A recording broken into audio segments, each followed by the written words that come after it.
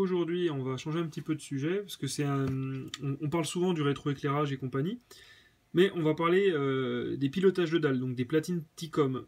Alors je vais vite fait vous montrer les symptômes d'une TICOM défectueuse, et vous montrer comment on la remplace. Donc là on en a une qui est remise en état par nos soins, et on va regarder avec un de mes collègues qui va filmer un petit peu comment ça se passe. Donc là, en l'occurrence, on va travailler sur une ancienne Samsung, un ancien modèle.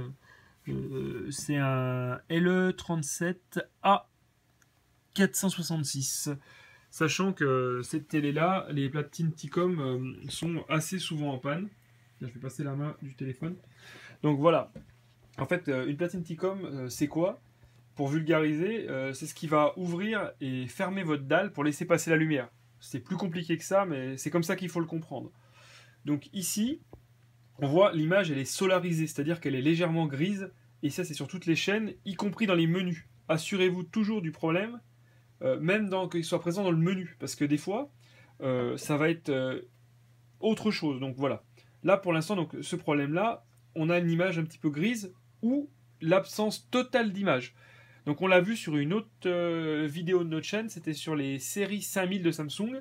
On voit que la platine TICOM est en panne quand on tapote sur la dalle et qu'on a des flashs blancs qui apparaissent. Donc je vous laisse regarder notre autre vidéo qui s'appelle, je sais plus comment, F5000, Samsung F5000, dans les vidéos qu'on a fait il y a à peu près 6-7 mois. Donc voilà, la platine c'est ça. Donc pour dépanner le téléviseur, il va falloir donc le démonter bien sûr. Attendez, on va basculer. Et donc, la platine TICOM, c'est cette carte-là. Donc, en général, on a un câble qui va partir de la carte mère, qui va arriver dans la platine TICOM, et la platine TICOM va renvoyer les informations à la dalle sur les bandeaux qui pilotent une partie de la dalle et l'autre partie de la dalle. Donc, faites attention, souvent la carte en question, elle est recouverte d'une plaque en métal, mais vous suivez le câble LVDS, et vous allez la trouver. Donc là, en l'occurrence, vous n'avez pas grand chose à faire pour remplacer la platine. Bon, vous démontez le capot arrière, je vous passe ça parce que si vous n'avez pas démonté le capot arrière, ne vous lancez pas à dépanner la télé, hein, c'est de la folie. Donc ensuite, on a les deux demi-dalles à débrancher. Donc on lève doucement. On fait attention d'aller tout mollo pour pas casser les clips. Hein, voyez. Alors des fois on est gêné. Hein. N'hésitez pas à démonter plus si vous êtes gêné. Donc voilà, ça c'est la platine qui est HS. Donc on peut soit la remplacer, soit la réparer. Donc ça dépend des cas de figure. Nous, on préfère les réparer quand c'est possible, mais là c'est pas toujours le cas. Donc celle-ci, elle avait beaucoup de bobos, donc on a laissé tomber.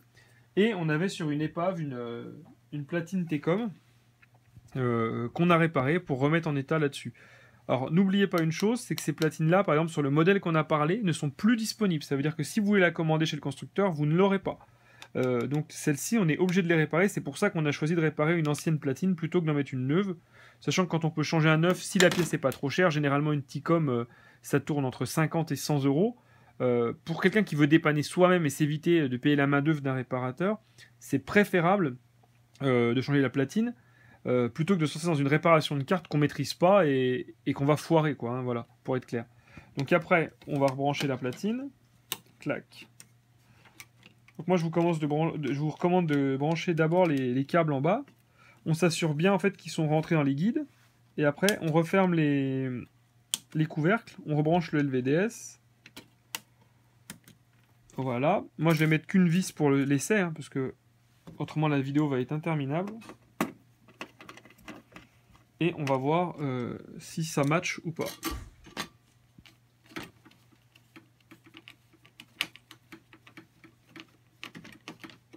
Voilà, juste ça c'est pour pas que le plastique retombe. On va relever la télé. Hop.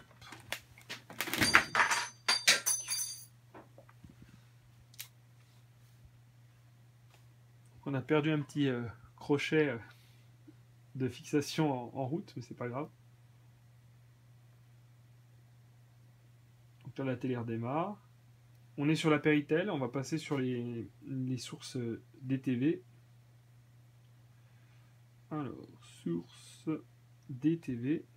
Donc là déjà je vois que les couleurs sont devenues normales. Donc voilà, bon travail. Là, la télévision, elle est réparée et c'est reparti pour un tour. Donc maintenant, nous, là, sur cette vidéo-là, on approche les 800 abonnés et on est surpris parce que les gens suivent notre chaîne. Ça nous surprend un petit peu et on reçoit des tonnes de questions par mail. Donc notre adresse mail, on nous demande souvent c'est laquelle. Donc c'est facile, c'est commande.sav@outlook.fr et commande en abrégé. Donc cmd.sav@outlook.fr. Cette adresse mail, elle vous permet de commander des pièces détachées chez nous, en direct chez les fabricants, parce que nous, on a les agréments pour la plupart des marques et on peut vous fournir. On ne fait pas ces vidéos pour s'enrichir et on vous les vendra à prix correct, c'est-à-dire qu'on ne va pas vous mettre un coup de masse comme on peut trouver sur certains sites web.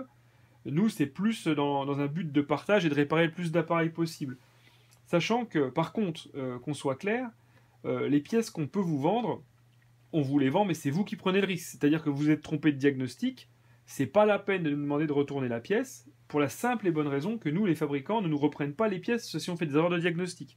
Donc si vous décidez de nous commander des platines Ticom, des bandes OLED, des claviers d'ordinateur, des écrans d'iPhone, tout un tas de choses, on peut tout avoir, même des joints de cocotte minute, tout ce que vous voulez, on peut avoir. Par contre, ne nous faites pas de demande de retour, on ne le fera pas.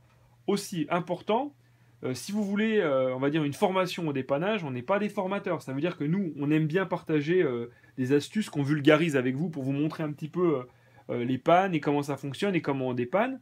Mais on ne peut pas gérer vos mails et les mails et répondre à 200 personnes toutes les semaines en disant j'ai un problème sur ça, qu'est-ce que je fais? Non, on ne vous répondra pas. Voilà. Si vous voulez le tarif d'une pièce ou nous envoyer une pièce à réparer, pourquoi pas? Pas de problème. Mais par contre, tout ce qui est demande d'assistance technique ou formation, c'est pas notre job. Hein. Donc qu'on soit clair. Et les demandes de retour de pièces, c'est pas possible. J'ai eu le cas il y a pas longtemps. On commande des bandolettes pour une télé. Le client s'aperçoit qu'en démontant sa télé, il casse la dalle parce qu'il sait pas faire. Et il me demande si je peux lui reprendre les bandeaux. Alors je lui explique que non. Je l'avais prévenu à la commande.